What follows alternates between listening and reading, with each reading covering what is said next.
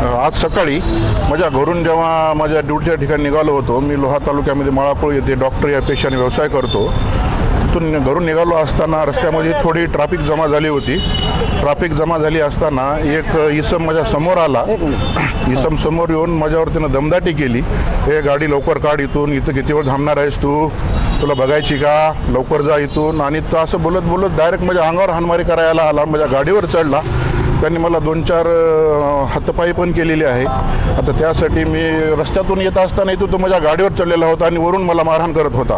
आपल्या प्रतिनिधीकडे तसा तो व्हिडिओ पण आहे, त्याची सत्यता पडताळायची असेल. पण हा नांदेडमधला ट्रॅफिकचा प्रॉब्लेम आणि हे असे अरेरावी अशी गुंडेगारी आमच्यासारख्या डॉक्टरी पेशातल्या लोकांना इतकं अवघड वाटत आहे की सध्या इथल्या प्रशासनाने अशा लोकांवर काहीतरी कडक बंदोबस्त केला पाहिजे अशी माझी मागणी आहे. तुम्ही नंतर काय झालं? मी त्याला काहीच केलं नाही. मी गाडी चलत सरळ पोलीस स्टेशनला घेऊन आलो त्याला, शिवाजीनगर पोलीस स्टेशनला. कोण आहे? काय इसनची माझी काहीच ओळख नाही, अनोळखी काय आहे. झालं होतं असं? माझं काहीच नाही. रस्त्यावर तो उभा टाकला होता.